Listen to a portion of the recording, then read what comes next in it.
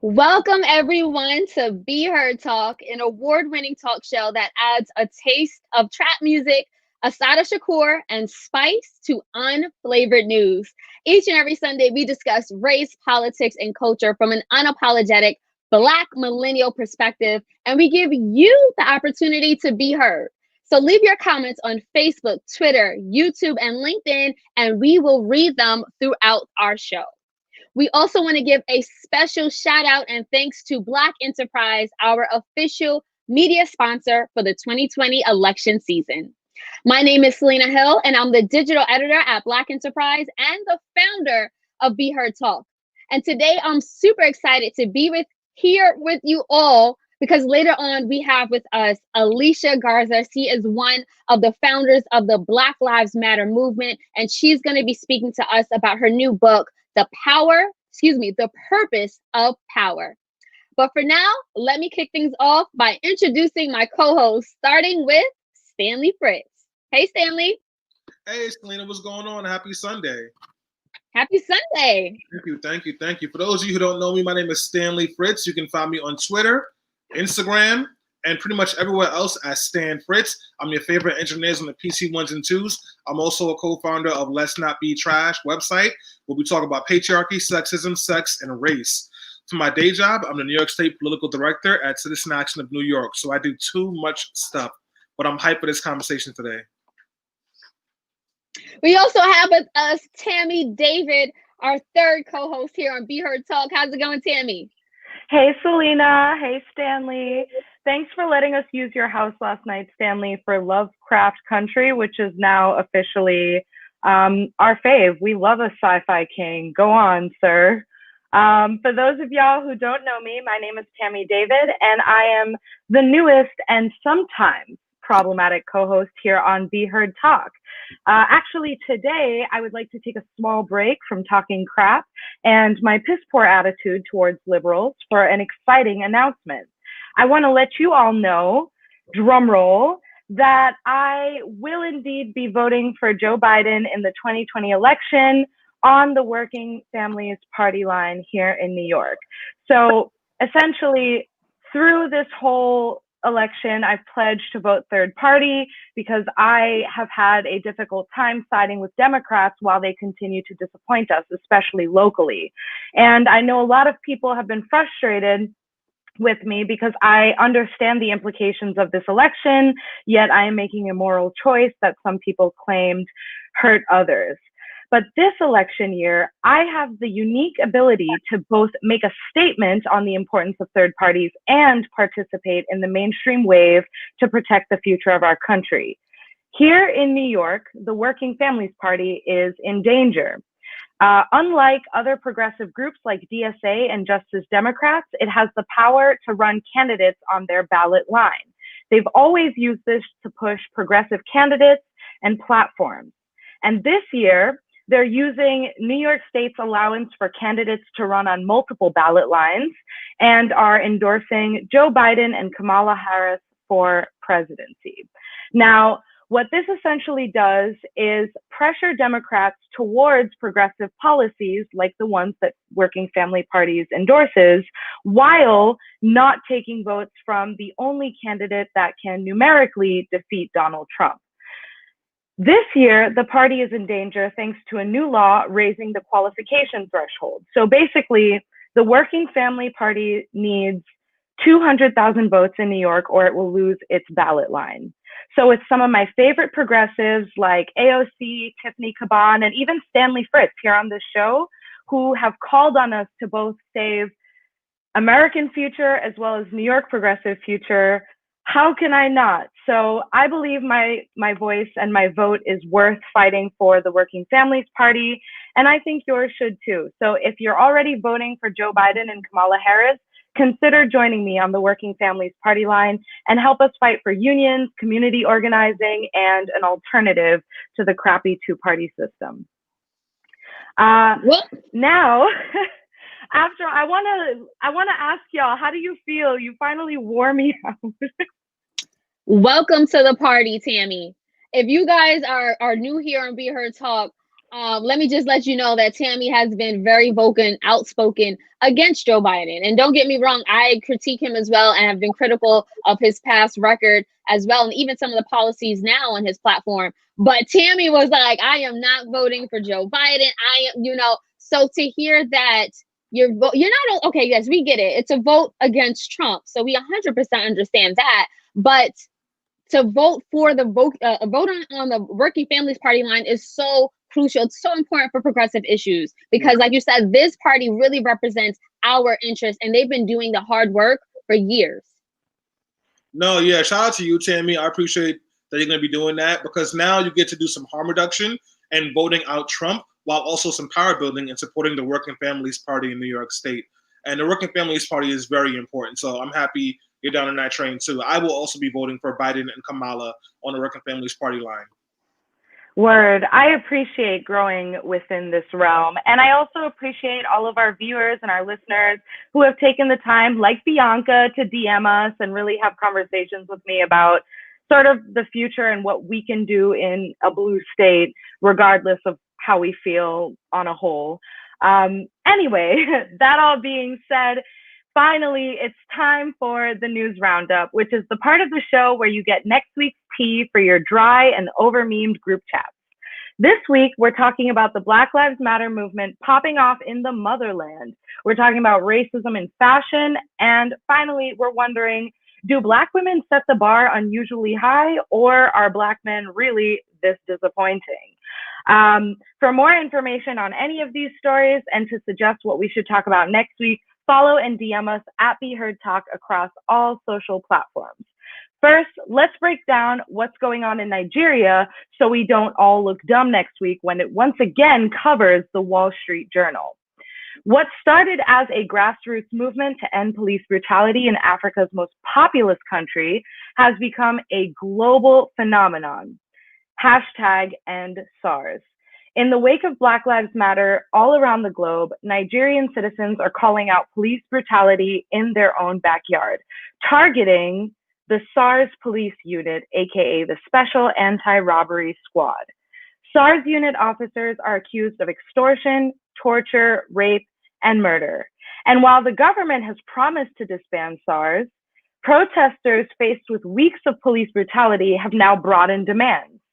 So incredibly similar to ours, like having police brutality at the protests, expanding demands, they are using this opportunity to ask for economic and social policy solutions as well as civil rights relief. Unfortunately, there are those who are inciting violence towards peaceful protesters, even targeting the governor of the Osun state. However, this movement is gaining incredible traction, even being backed by celebrities like Kanye, Cardi, athletes, Nigerian superstars, and even Twitter founder Jack Dorsey. Just this week, it made its way to our presidential election, with Joe Biden issuing a statement standing in solidarity with protesters. Now, I'm going to throw this one to my co-hosts and get their thoughts. Selena, what is going on in Nigeria, and do you think this is impacting our movement at all? You're on mute, Selena. Thank you. First of all, great introduction and briefing and giving us an overview, Tammy. But yeah, there's a lot going on in Nigeria. We know that more than 56 people have died since demonstrations began more than 2 weeks ago. However, this is not a new phenomenon. Nigerian police have a notorious record of human rights abuses, brutality, and even extrajudicial killings for very small and minor offenses. I'm talking bribery, even having like an expensive phone or driving a fancy car. And I just want to say that there are a number of millennial Nigerians who are using social media to really raise awareness about this. And that's where I've been getting most of my information. Like I heard this one young woman say a lot of the tension is also generational. What she's saying is like you have the millennials and the Gen Z on the ground calling for drastic change, but the older generations who happen to be their parents and a lot of elected officials are not hearing it. They've been very dismissive. We know that the president himself has been saying that, oh, like rather than talking about police killing innocent people and executing them in the streets, he's like, oh, well, you protesters need to, tone it down a little bit. Nigeria is also a country, from what I read, that represses even peaceful protests. So these demonstrations are being met with a wave of more police violence. And again, this is something that I think we definitely need to be paying attention to, because Black Lives Matter is not just a domestic issue. This is an issue, this is a global movement that talks about issues around the diaspora when it comes to Black people. And this is the time where we need to show up. Yes, Black Lives Matter was founded here in the US, and we're actually going to speak to Alicia Garza, one of the architects of Black Lives Matter. But again, this was not just for us. This is about Black people everywhere. So I think the best thing that we can do to stand in solidarity with Nigeria right now is educate ourselves about what's going on, use our platforms to speak up and speak out, and also make sure, if you can, donate and give contributions to reputable organizations that are doing the work. Something that we should also talk about is some people have been saying that what's happening in Nigeria is proof that police aren't. People are wrong. But it's not just about the police being inherently racist. It's about the fact that the police, if we're being honest about them, they are nothing but a military arm to help uphold power. So no matter where in the world you go, that's what it's all about. It's about protecting and reinforcing power. So yeah, maybe you don't have the Proud Boys or the Boogaloo Boys out in Nigeria. Stanley, you were having trouble hearing you. Run that back, Stanley. Yeah, I think we may have lost Stanley's audio. Yeah, we may have to throw it back to Stanley in a minute. But I know we are getting some really good comments. Can we throw to some of the comments? People are definitely talking about Nigeria. Again, this is a global issue. And Chris G just commented via Facebook. Chris says, Nigeria is on fire because the government disappoints the youth. You are right. I mean, my question is, and I'll throw it back to you, Tammy. Have we been paying attention? Because this is a uprising that's been heating up for a long time. We haven't really been paying attention, and that's something really unique to Americans, I find.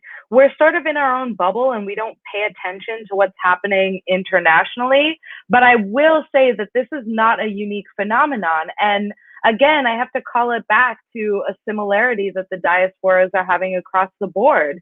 Like, our youth are also really frustrated. Our government is also ignoring us, and it may look slightly different, but at the end of the day, it's a really problematic, imperialist, capitalist structure that enables violence against citizens for compliance.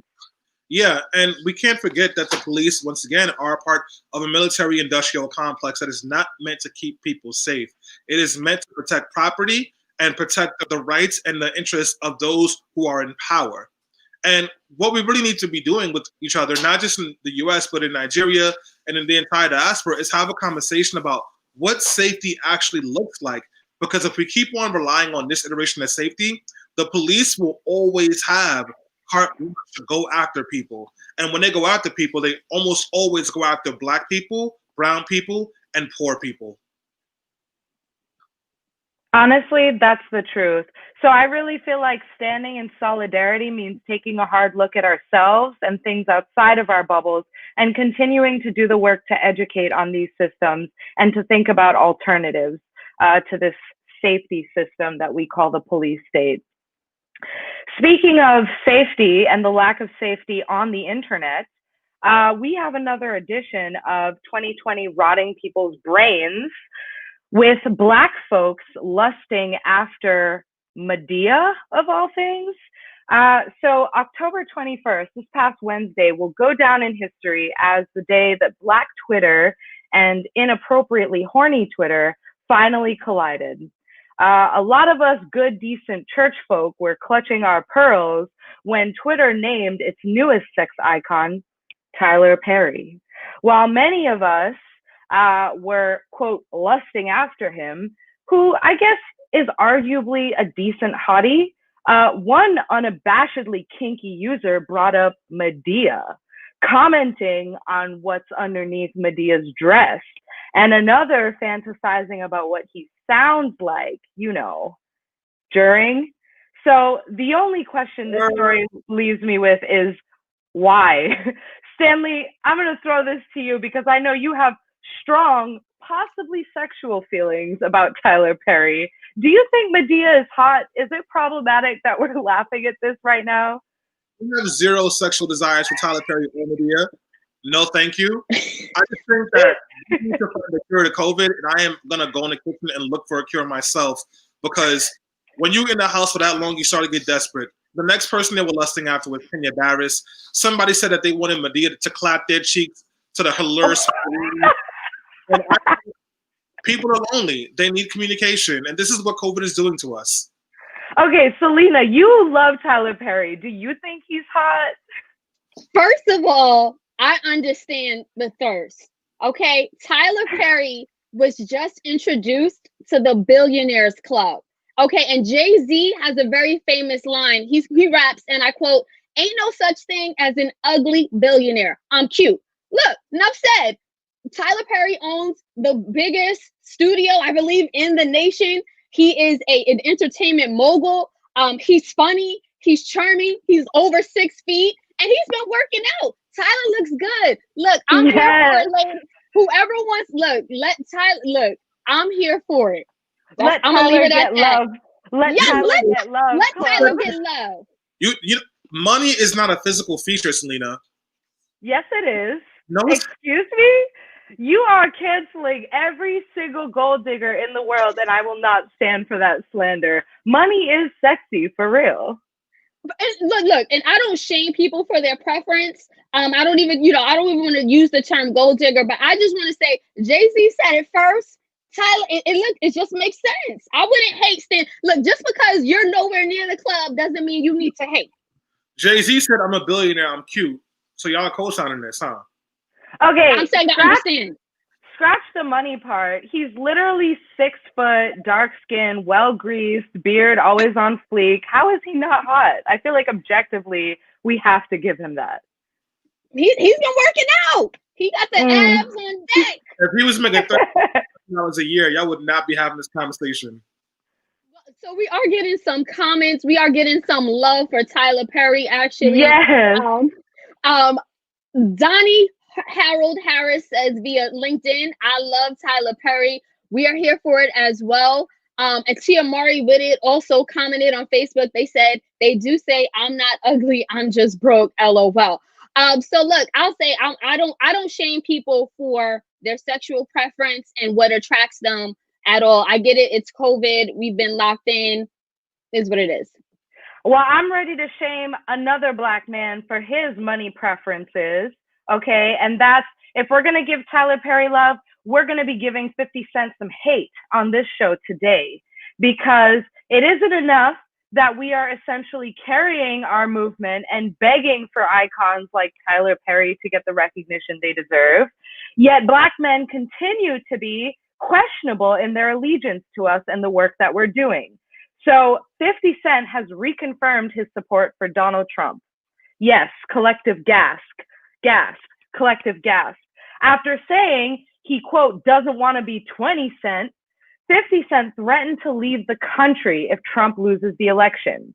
He is supposedly wary of Biden's tax proposals that he falsely believes will tax 62% of his income. I have no idea where he got that number, but that is ridiculous. This comes after he previously described Trump's presidency as an accident and claimed that he had been offered $500,000 to endorse his campaign. So what is the truth, 50 Cent? And why, once again, are out of touch rich Black men with incorrect, if any, information coming out to defend Donald Trump? Stanley, is it possible that Black men will be the ones to hand this election to Trump and not third-party voters like myself? Yeah, absolutely. The Trump administration is projected to get between 18 to 20% of Black male voters in this election. And if you ask me for my unadulterated opinion, it's because they're idiots that they're going to vote for Trump at this point, because I don't see how you vote for somebody who's actively fighting against you being able to live. 50 Cent was using a meme from from a tax organization or a polling organization that uses like incorrect information to tabulate taxes. There's nowhere in the U.S. where you're going to get taxed at 62 or 58% of your income. What that company did, organization did, was they put in what happened your net tax. They also included local taxes, which the federal government has no control over, and they did incorporate the fact that like you don't get taxed for all your income. You only get taxed for eligible income, which is about 39.7%. And that's what it was when Obama was president. So all the stuff that 50 is talking about is wrong. He's talking out of his behind, but what else is new? So yeah, 50's canceled. Last week, Selena, we spoke with Kwame Jackson about Black men and the ballot specifically in reference to the Ice Cube situation. So I want to ask, what do you think Democrats need to be doing to get back the Black male vote? Because they got the women on lock, but they clearly still have some uncomfortable conversations to be had. Great question, Tammy. They need to listen to Black men. That's number one. And make sure that they have a place, a seat at the table, and that their interests are prioritized. That's one. But honestly, we also need to do some work in our own communities, because the machismo and bravado that has made Donald Trump famous is unfortunately very attractive to a lot of Black men. And we talked about this last week on Be Heard. I mean, again, Donald Trump was idolized in hip hop, glorified. He has pictures posting up with rappers. He was literally what a lot of rappers dreamed to be. So I understand that appeal, but this is politics. This is real life. This is not a music video.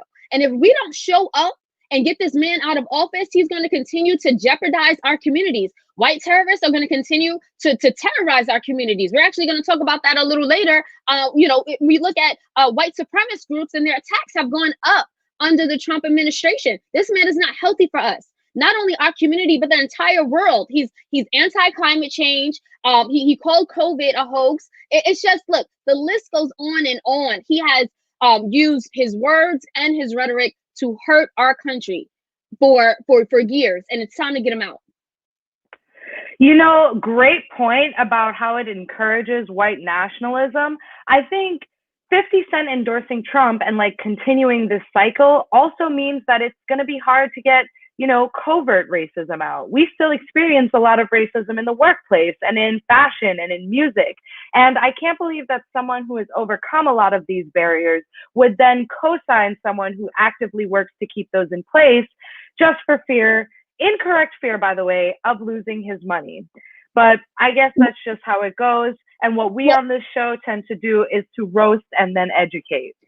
Can I just say, Chelsea Handler had the best roast and clap back to 50 Cent. She tweeted, "Hey, I will pay your taxes in exchange for you coming to your senses.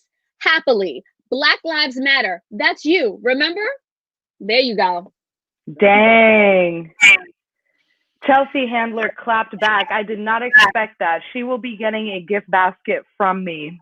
They dated. She said, don't. I think we're having your audio. Sorry about that. She said they dated, and she said to him, "Don't cause yourself to stop being my favorite ex-boyfriend." Ooh. So like, they have some history together. Well, at least there's one white woman in solidarity with us. Because the last thing I want to talk about with y'all today is actually Anna Wintour and the crazy news about Vogue that just came out. So if y'all don't know, on this show, I am very into fashion, and honestly, not so much the fashion industry, for reasons like this. Vogue's September issue celebrated Black culture and contributors in the wake of the Black Lives Matter movement. But some former and current employees are saying Anna Wintour, the magazine's editor and honestly a fashion industry powerhouse, has continuously fostered a workplace that sidelined women of color, especially Black women. While Wintour has been touting classics alongside progressive growth, Vogue employees are coming out to paint a new picture, one of public-facing growth and inward-facing racism that has kept the fashion industry stagnant to change. One Black employee says that while fashion is hard, and that's the way it was meant to be, the culture at Vogue was so toxic that calling something Vogue was code for thin, rich, and white, the standard that Wintour herself helped to uplift. Of 18 people interviewed for the New York Times piece by Edmund Lee, 11 thought Wintour should step down due to her knack for appropriation and cultural insensitivity, including the use of the word pickaninny in an email to her staff.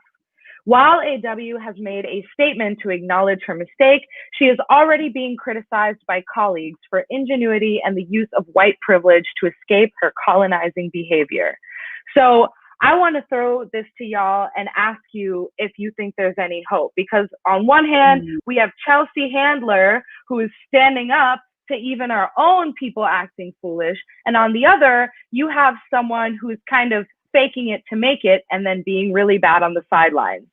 Selena, can we give her credit when we see that she's become huge in terms of impact on the industry and being progressive, but then is appropriative and mistreats her staff on the sidelines? Yeah, and I think that there's a lot of nuance to that question, right? There's a lot of context. I recently had an interview with Elaine Wilteroff, who was appointed editor-in-chief at Teen Vogue back in 2017, and she made history because not only was she the youngest person to ever hold an editor-in-chief position at Condé Nast, which Anna Wintour also has a lot of impact on and a lot of power. She was also the first Black person and Black woman to have this. So on one hand, yes, I was there where we celebrated the fact that Elaine Wilteroff was in this position, and we were seeing, a lot of initiatives when it comes to diversity and inclusion actually manifest. But on the other hand, it's so. Why did it take so long?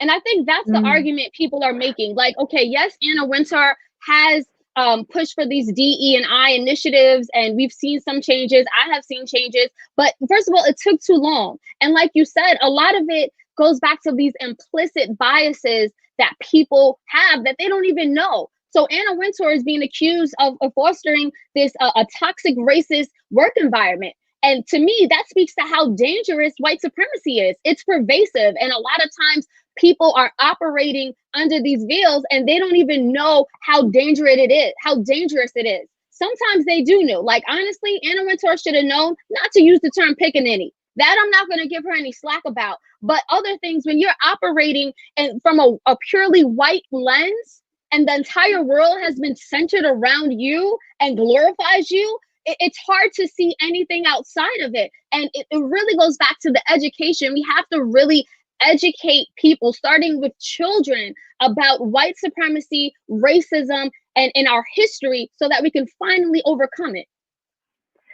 Stanley, one of our comments from TJ Dunavant on LinkedIn, thank you, TJ, says, people are jumping on the Black Lives Matter movement just for show.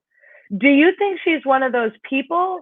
Because she is kind of paving the way for growth in the fashion industry. It is a really stagnant and white industry. So how do we hold her accountable as someone that's clearly problematic, but visibly trying to be an ally?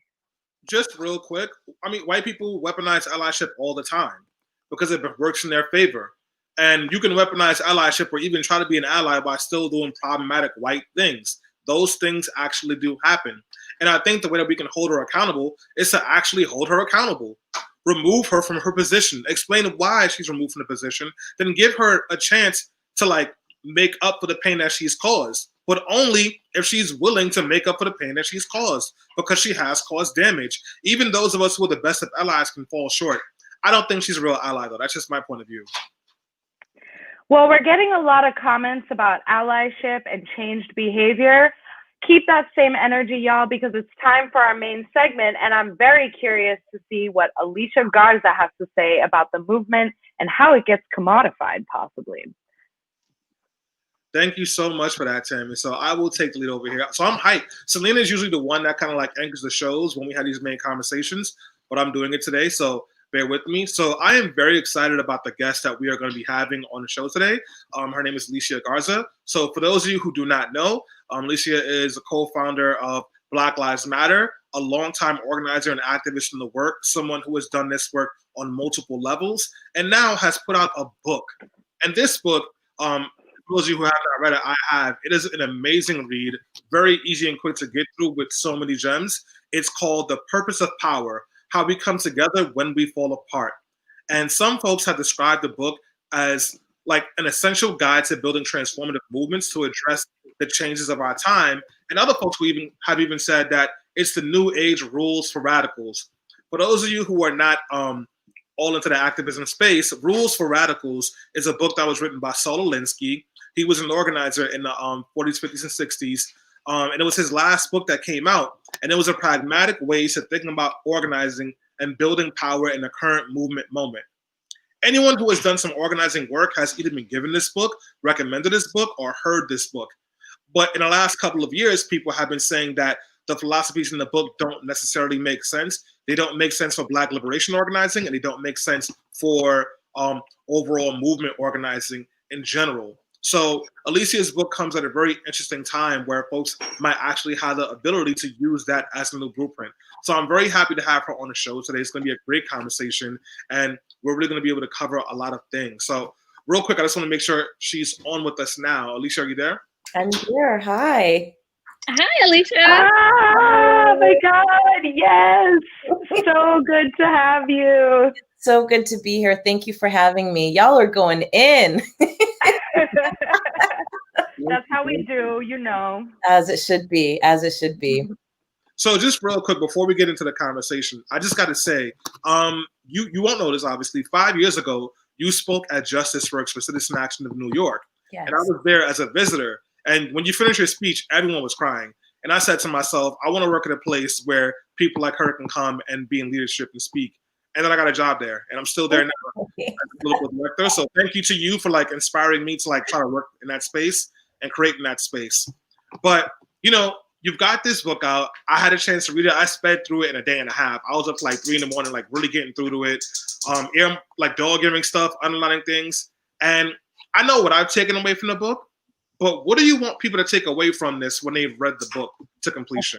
Yes, thank you so much. Well, first of all, shout out to Citizen Action folk. You know, for me, this book was really an opportunity to kind of zoom out, right? I think for the last 7 years, it's been a complete whirlwind. And after the 2016 election, I really wanted to take a step back and do some reflection on what I was learning, what I was unlearning, and what I still have left to learn. A lot of people don't know that I've been organizing for a long time before BLM. And BLM, I think, in a lot of ways, crystallized a lot of things for me. But it also exposed me to some of the gaps that I see across the country in terms of real infrastructure for organizing. This is really the book that I would have wanted when I first started getting into activism.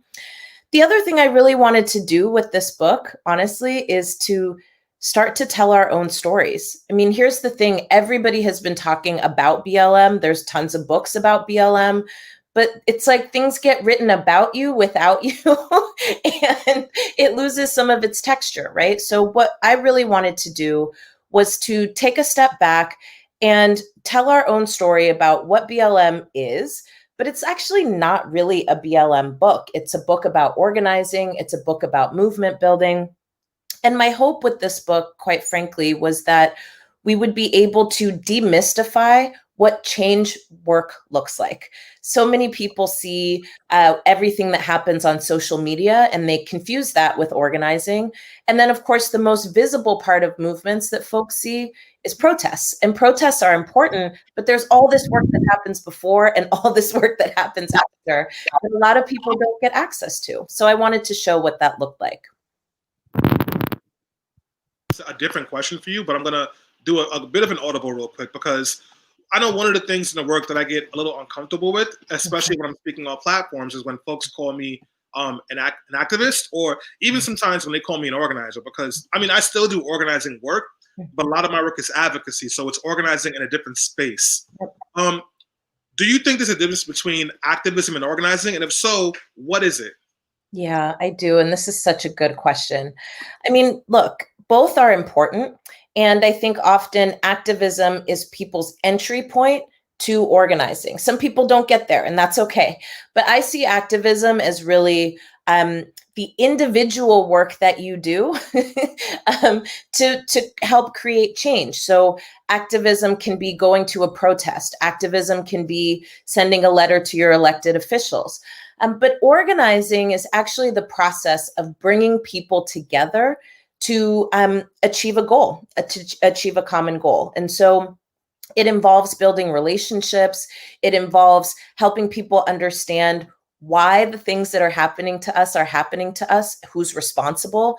And then it also requires us coming together and building a plan to change the things that we can't take any longer. And that is a different kind of work that I think is less individualized. It's much more group-based. And so again, there's not a one is better or worse, but I agree with you. I feel like words mean things, and I like to be specific and on point when I use certain words. And activism and organizing is not interchangeable, but they are all related.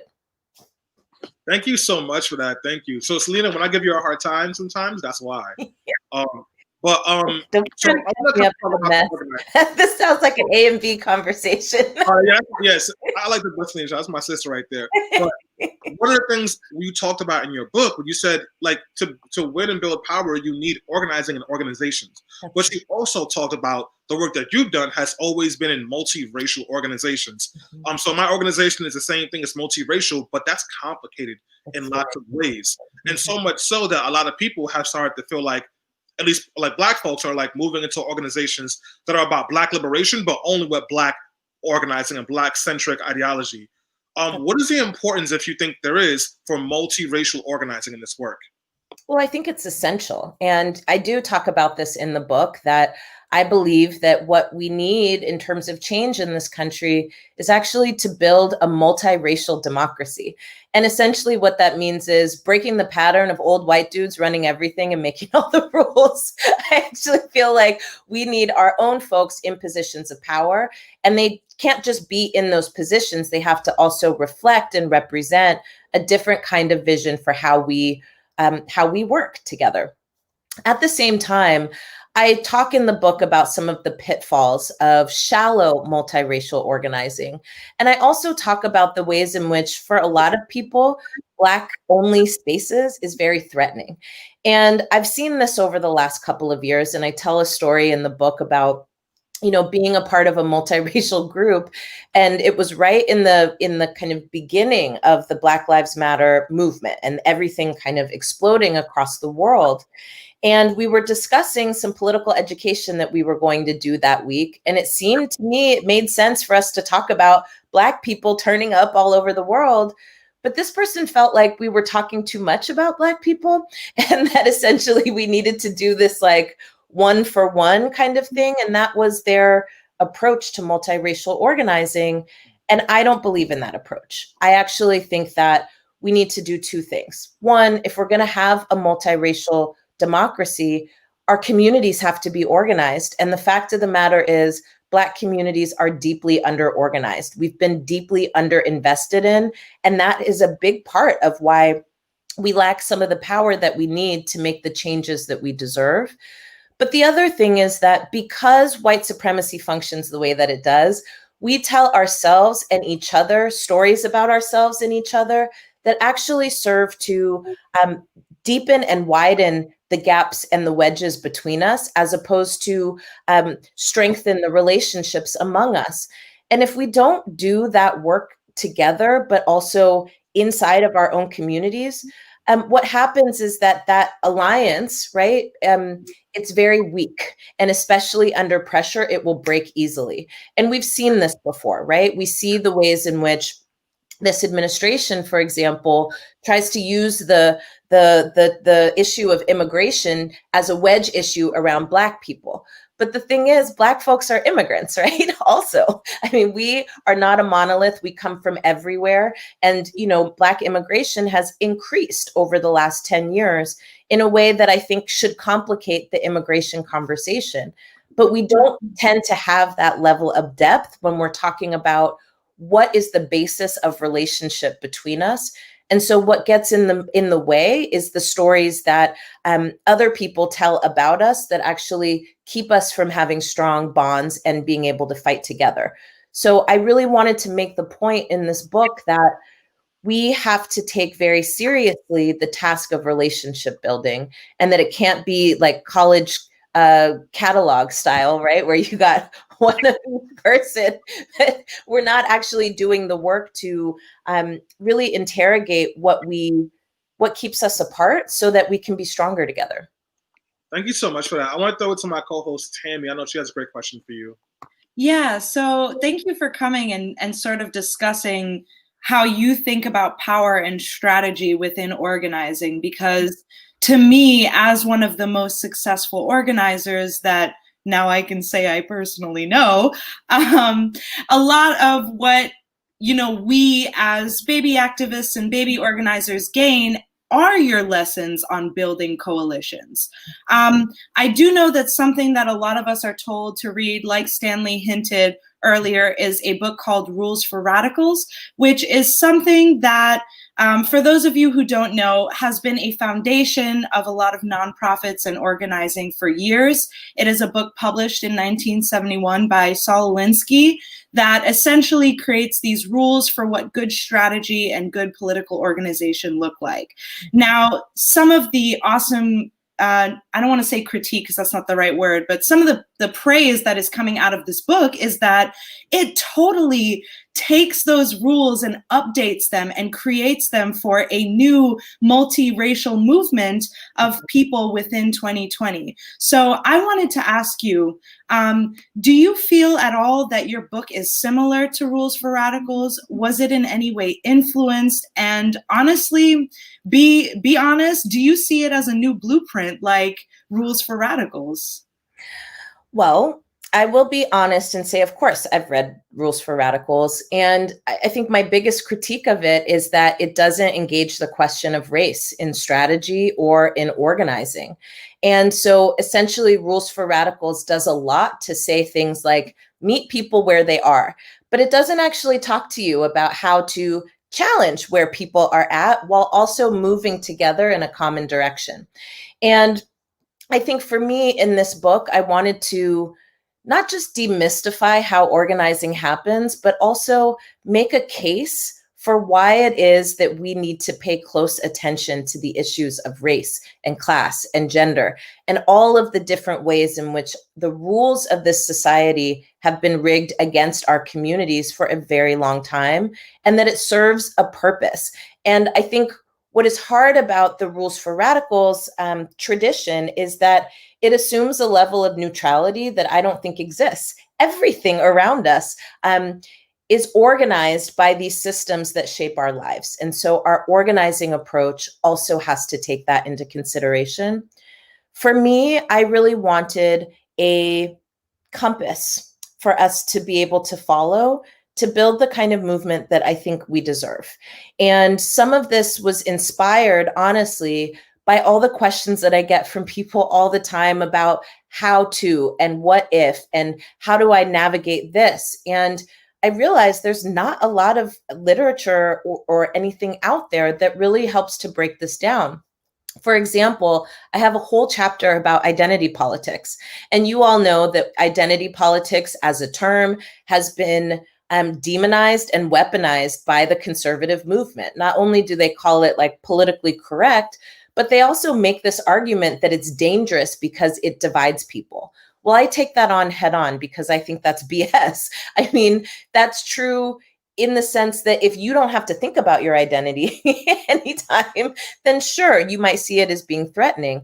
But for those of us who are Black or women or queer, we walk out into the world and no matter what, we have to deal with our identities, whether we want to or not.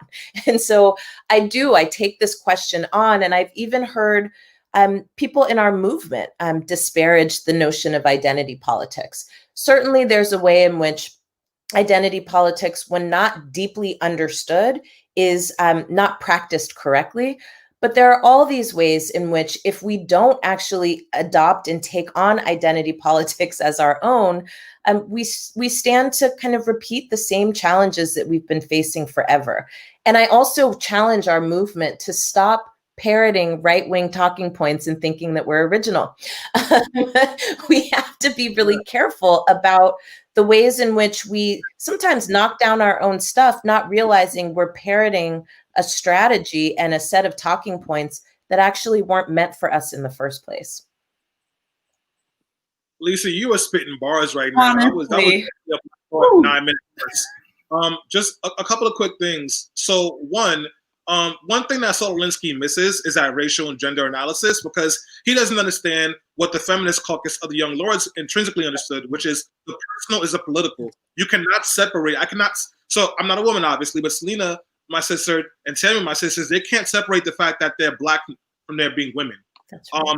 Someone who is in the LGBTQIA community cannot separate that from the fact that they might be white. Like the personal and the political intertwine. So quote unquote identity politics is important. We all have identities.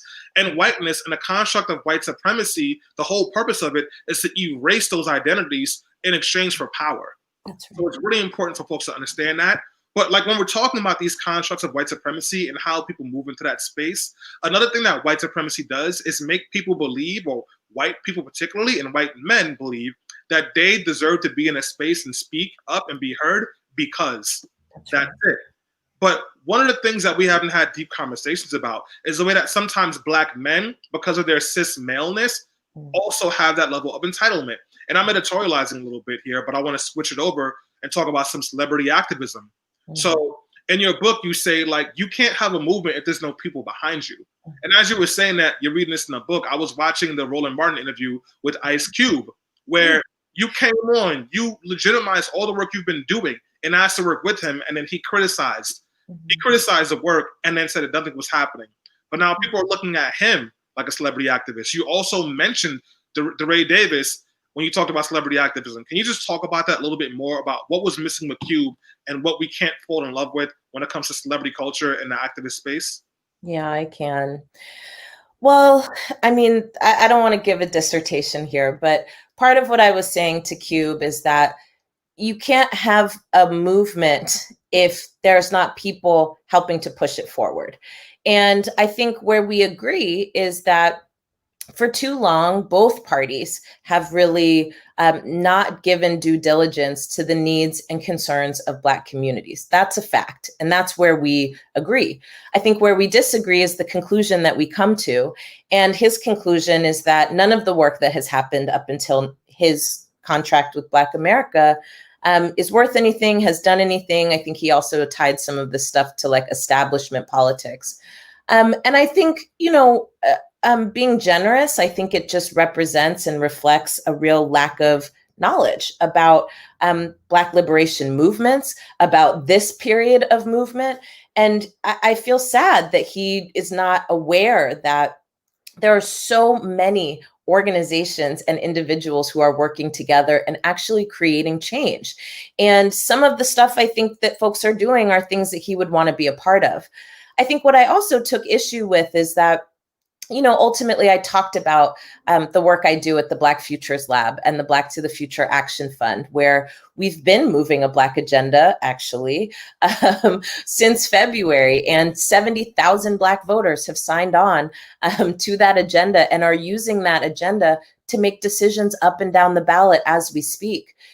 Change doesn't just happen by talking to people in power and engaging with them as if there's a transaction that can happen over a conference table. I think that really reflects a deep misunderstanding of how change happens. And I think it's unfortunate in the sense that he does have a huge platform that he could be using to help move forward some of the changes that he wants to see, but not isolated or, as a kind of small part of a bigger circle. I think that there's a way in which celebrity activism sometimes looks like and feels like somebody just woke up and decided they wanted to be a change maker, and they think that just having a platform is how they'll do that. I will say that we've learned from people like, Harry Belafonte, Mr. B, who certainly had deep celebrity and used his platform to help push movements forward. But what was so important about the way that he did that and so impactful is that he got in where he fit in. Mr. B wasn't out here talking about, I've now got my own initiative and you need to listen to me because I'm a celebrity. No, he recognized that his celebrity came from communities who are being impacted by racism. And so what he wanted to do was help to push forward the struggle against racism using his platform and using his resources. The last thing I'll just offer here is that in the book, I do talk a lot about how it is that change happens. And I try to counter some of these myths that get thrown around a ton. I mean, we can't go into all the things about cis malehood and what's going on right now with our brothers, but I will say this. This is one of the main mandates that we have as a generation, is to make new mistakes.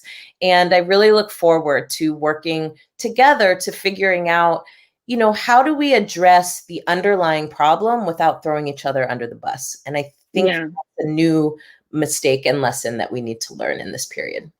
Absolutely, Alicia. I just want to say, like, can I just compliment you, because you didn't always just show up and like preach a good word today, but you just look so bomb and so flawless, like the bob and everything, the lip, everything works, girl. But and you know, super happy to have you here. And I did want to just throw something, you know, talk about something else, because you know, in regard to the book and in regard to the conversations that we're having, you recently tweeted that. And I think an FBI official stopped by your home last week. It turns out that your name was on a target list in the home of a man in Idaho who the FBI believes was working with a white supremacist group. And you've talked about this before, but you know, I want to talk about it here. Why do you think white terrorists and these groups are growing under the Trump administration? And how do you think they're getting the coverage that they deserve, these type of stories?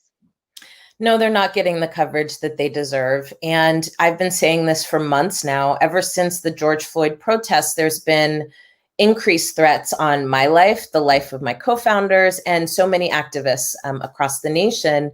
And I think some pieces of media are really just falling right into that and not asking enough questions.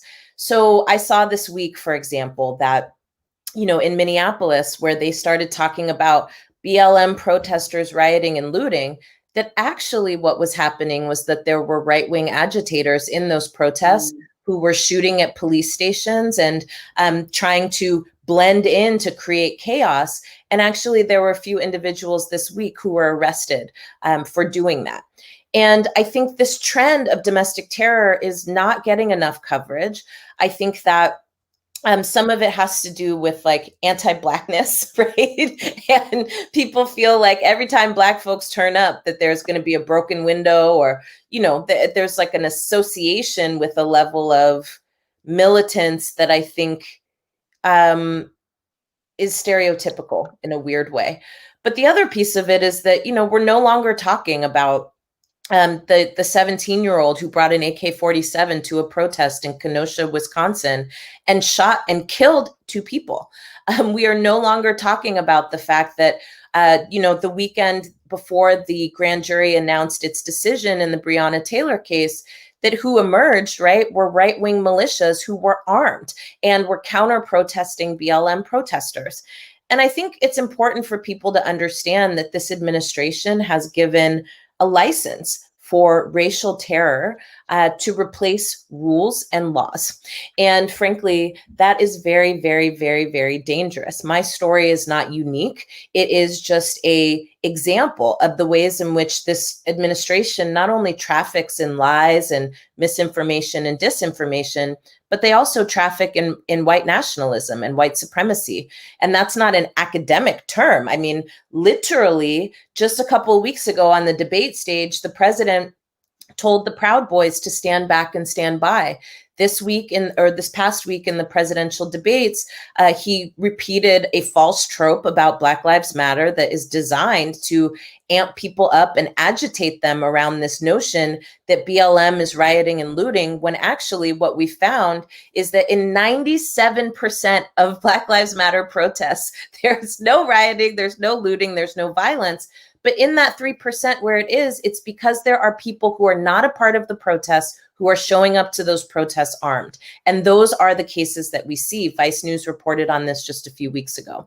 So I feel like we have an imperative to be able to tell bigger stories that are more honest and based in fact and not trafficking in lies. Absolutely. Thank you, Alicia. So that makes sense, right? But here's something that I've been kind of struggling with in this election. I know that the white supremacy has gotten out of control since 45 entered office, and organizers like you are faced with the brunt of it, having personal attacks. However, I've also seen that there's a strong counter reaction to that, where more and more people are sort of stepping up against white supremacy and showing up. So I want to ask you, not sort of who you're voting for, but which presidency do you think would be easier to organize under and will fuel more new activists? Which one will give more resources and more opportunities? Well, I certainly think a Biden administration would be a vote not only against fascism, but also a vote against white supremacy and racial terror. It's pretty basic to me. Biden was not my first choice, my second choice, my third choice, my fourth choice, my fifth choice, or my sixth choice. But child, this is what we're dealing with right now. It's Biden Harris versus Pence Trump. And I am super clear that a Pence Trump administration is not only not desirable in terms of policy, but it's dangerous in terms of activism and organizing. I will also just offer here that I know people are frustrated about this election, and I get it. I'm telling you, my top choice was Elizabeth Warren. I still think she would have been a better president. We could have had a bad one, but you know, things happen. But I do think that this points to just being clear about what's at stake in this election cycle. And frankly, you're absolutely right that elections are a time for us to demonstrate how well we are organizing, how many hearts and minds we have captured. They're also an opportunity for us to pick the terrain we want to fight on. And I don't want to spend another 4 years fighting Trump Pence. I would rather spend another 4 years fighting Biden Harris to do better and be better, just like they are promising in their campaign. What we know is that politicians are politicians, but where change happens is where movements get clear about what agenda we're pushing and what accountability looks like. We have to drive towards a situation where there are consequences if our agenda is not moved. And that means people can lose their jobs, right? Or they lose our support. And we have to be able to get strong enough to demonstrate that level of power. Alicia, as we bring this conversation to a close, I would be amiss to not ask to get some of your thoughts on Black Lives Matter and ask that, do you think the movement has been co-opted or commodified? I think we kind of touched on it a little earlier when we talked about celebrity activism, but you know, how do you feel about that? And then lastly, what needs to be done so that Black lives will finally matter beyond November 3rd, no matter who gets elected? Yeah, well, the quick answer to that question is we have to keep building and growing this movement. We've got to stay focused on addition and multiplication, not subtraction and division. And I think that, yes, absolutely. Anytime a movement breaks into the mainstream tries to devour it in the way that it's used to, right? Which is fully through consumerism. So yes, we have seen so many symbolic displays of Black Lives Matter. But it is up to us to make sure that our actual movement doesn't get co-opted. Black Lives Matter is a phrase. It has turned into in a lot of ways, a brand, but there is still a movement behind it that is pushing forward important changes that need to happen for Black lives to matter. From the Breathe Act that has been introduced by the Movement for Black Lives, which I see as our generation's Civil Rights Act, to our Black Agenda 2020, which talks about how to make Black lives matter from City Hall all the way to Congress and is informed by tens of thousands of Black people from across this country. We have a lot of work to do to be able to push this agenda forward. And I think we should assume, right, that there will always be people who want to be close to the heat. But we have to stay focused on making sure that we turn up the heat by changing rules, changing policies, and continuing to change culture. Nothing. Just real quick. we got a couple minutes left. Just like before we let you go, can you please just let folks know where they can get your book, and like how they can support the work that you're doing? The book is available everywhere, and actually this week it came out in the UK, and today it came out in Germany. So we global with this thing. But you can buy it anywhere you get your books. My plug would be to buy from an independent bookseller and a Black bookstore if you can swing it. I know I've been directing folks to Marcus Books in Oakland, which is the oldest Black bookstore in the country. But we also know that there are several more across the nation that could use your support, especially in a pandemic. In Harlem. Okay, represent. Mm-hmm. So get your books anywhere you can, but please, please, please get them from an independent bookseller. That would be amazing. And if you want to follow the work that we're up to, you can hit my website, aliciagarza.com. You can also go to thefuture.org to learn more about the Black Census, the Black Agenda 2020, and also the COVID-19 Relief and Recovery Plan for Black America, which we are going to continue to fight for no matter who's in the White House. Last thing I'll offer here is that what I'm so excited about for next year is that we launched a policy institute this year to help train Black people to make the rules and change the rules. And we're going to be choosing 3 campaigns to support starting in January 2021. We've trained 39 Black folks this year from 9 states on how to make the rules and change the rules. And now we're going to be supporting them in real time in cities and states across the country. So if you want to find out more about what we're doing, again, hit us up, thefuture.org, and vote. Yes, thank you so much. Yeah. Oh, thank you for having me. This was awesome. No problem. Our pleasure. So for those of you who live in New York City, come to Harlem. We got Sisters Bookstore on 157th Street in Amsterdam. You can get you a nice copy of her book over there. They also have a first edition copy of the Black Panther book, which they refuse to sell to me because no. And I'm salty about that, but I respect it. So I want to just wrap this conversation up a little bit. For those of you who are, who are not necessarily too deep into organizing activism, the advocacy spaces, and the work that's happening on Black liberation, I'm really happy that you were able to be a part of this conversation. But one of the things you need to do in order to be committed to and focused in Black liberation is arming yourself with the kind of education that will help to decolonize your mind from those structures that white supremacy has built. Alicia's book is a blueprint to help you do that. It doesn't just talk about the world as it is, but the world as it could be, what accountability looks like, what organizing should and can be, and the ways that we win. Is it the only piece that we have to do that? Absolutely not, but it is a very essential first step. And as we step into this world on November 3rd, which might be Armageddon or Armageddon Light, depending on how the results go, we need to be equipped with the knowledge, the tools, the people, and resources to make sure that Black liberation is something that is attainable, even if it is not in our lifetime. And as we're doing that work, never forget, you are not a movement. A movement is a combination of people working together for the liberation of all people. And power is useless when you hold it in the hands of one person. If you have power, your job is to empower someone else to see the power within themselves and then give them the tools so that they can do that to somebody else. So with that being said, folks, thanks so much for joining us. Alicia, thanks for being a guest on the show. Let's keep reading. Let's keep fighting. Let's keep loving on each other. Yes, thank you. Thank you so much. Thank you, Alicia. All right, guys. And for those of you who are listening still, you can